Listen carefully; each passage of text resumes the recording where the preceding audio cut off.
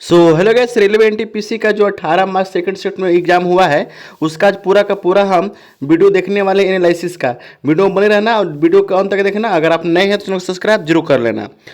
दोस्तों मिला लीजिएगा कितना आप सही कर पाए हैं। ठीक है, चलते दोस्तों क्वेश्चन नंबर 1 की ओर। आपका पहला क्वेश्चन हो जाएगा कि निम्नलिखित में से किस अनुच्छेद में सामाजिक और लोक कल्याण की बात कही गई है। आपका क्वेश्चन पूछा हुआ था दोस्तों, बताना है आपको। तो याद रखना दोस्तों, वो हो जाएगा आपका आर्टिकल नंबर 38, यानी कि ऑप्शन नंबर सी आपका करेक्ट आंसर हो जाएगा। जितना भी क्वेश्चन करवाएंगे दोस्तों सब आपका 18 मार्च का सेकंड शिफ्ट का क्वेश्चन पूछा हुआ है। ठीक है, एनटीपीसी रेलवे में। ठीक है, चलते दोस्तों दूसरा नंबर हो जाएगा आपका कि दक्षिण भारत की सबसे ऊंची चोटी अनाईमुड़ी किन 3 पर्वतों श्रृंखलाओं के मध्य स्थित है, आपको बताना है। क्वेश्चन नंबर आपका दूसरा हो जाएगा।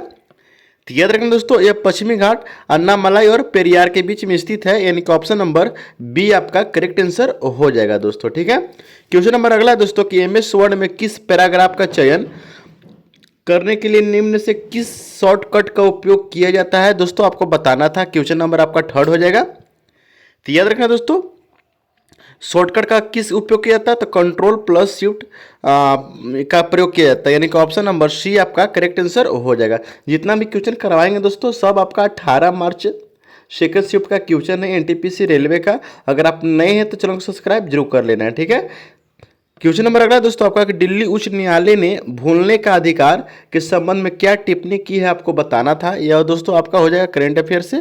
ठीक है, तो याद रखना दोस्तों ये क्या टिप्पणी की थी, तो इससे व्यक्तिगत निजता और डेटा सुरक्षा के अधिकार के हिस्सों के रूप में मान्यता दी, यानी ऑप्शन नंबर डी आपका करेक्ट आंसर हो जाएगा। ठीक है दोस्तों, क्वेश्चन नंबर अगला है दोस्तों आपका कि एमएस एक्सेल 2019 में स्पिल रेंज से संबंधित निम्न से कथन सही है, आपको बताना। क्वेश्चन नंबर 5 हो जाएगा आपका। तो याद रखना दोस्तों, ये रहा है दोस्तों आपका ऑप्शन। ठीक है, तो याद रखना यह एक फार्मूला से उत्पन्न कई सेल्स का समूह होता है, आपका राइट आंसर हो जाएगा। ठीक है दोस्तों, कितना आप सही कर पाए हैं क्वेश्चन आप कमेंट करके जरूर बताइएगा। ठीक है, अगला नंबर क्वेश्चन हो जाएगा कि भारत का पहला एकीकृत कचरा प्रबंधन शहर लर्निंग सेंटर कौन सा शहर बना है, आपको बताना था। क्वेश्चन नंबर आपका छठा हो जाएगा। तो याद रखना दोस्तों आपका जयपुर बना था, यानी कि ऑप्शन नंबर सी आपका करेक्ट आंसर हो जाएगा। ठीक है, क्वेश्चन नंबर अगला दोस्तों कि 1991 की आर्थिक नीति के बाद भारत में प्रति व्यक्ति आय में क्या बदलाव आया, आपको बताना था। क्वेश्चन नंबर 7 हो जाएगा आपका। तो याद रखना है मेरे प्यारे दोस्तों, क्या बदलाव आया था, तो दोस्तों ये आय में वृद्धि हुई थी, यानी बढ़ी थी, यानी ऑप्शन नंबर सी आपका करेक्ट आंसर हो जाएगा। ठीक है, क्वेश्चन नंबर अगला दोस्तों कि विदेश मंत्री डॉक्टर एस जयशंकर ने ऑस्ट्रेलिया में भारत के चौथे वाणिज्य दूतावास का उद्घाटन किस शहर में किया था, दोस्तों आपको बताना है। क्वेश्चन नंबर आपका 8 हो जाएगा। तो याद रखना दोस्तों आपका ब्रिस्बेन शहर में किए थे, यानी कि ऑप्शन नंबर डी आपका करेक्ट आंसर हो जाएगा। ठीक है, जितना भी क्वेश्चन करवा रहे हैं दोस्तों सब आपका पूछा हुआ क्वेश्चन है। ठीक है, 18 मार्च सेकंड शिफ्ट का एनटीपीसी रेलवे का। ठीक है दोस्तों, क्वेश्चन नंबर अगला हो जाएगा दोस्तों कि पीएम ई ड्राइव योजना से संबंधित कौन सा कथन सही है, आपको बताना है।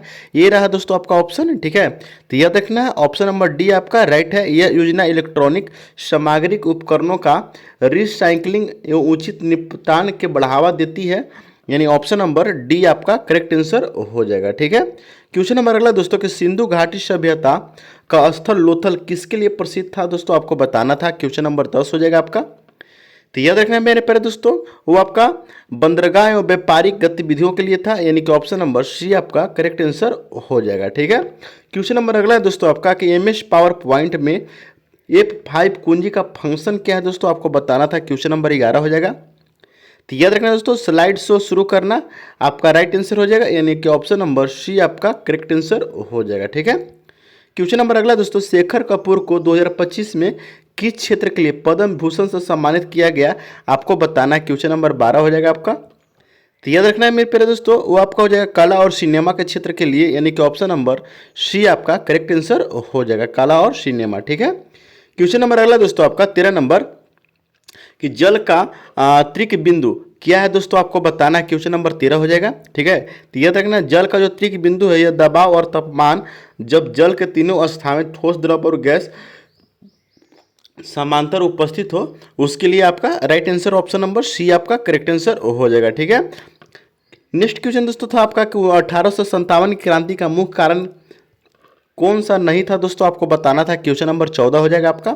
तो याद रखना है मेरे प्यारे दोस्तों, ऑप्शन आपका ये था, ठीक है। तो रेलवे और टेलीग्राफ का विकास, यानी कि आपका right answer option number D हो जाएगा, ठीक है। क्वेश्चन नंबर अगला था दोस्तों आपका कि निम्नलिखित में कौन सा स्थान पर हमेशा वर्षा जैसी स्थिति बनी रहती है, आपको बताना था। क्वेश्चन नंबर आपका 15 हो जाएगा।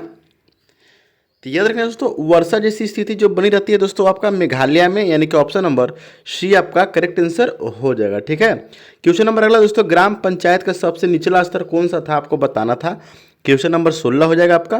तो याद रखना, ग्राम पंचायत का जो सबसे निचला स्तर होता है दोस्तों, वो आपको ग्राम सभा होता है, यानी कि ऑप्शन नंबर सी आपका करेक्ट आंसर हो जाएगा।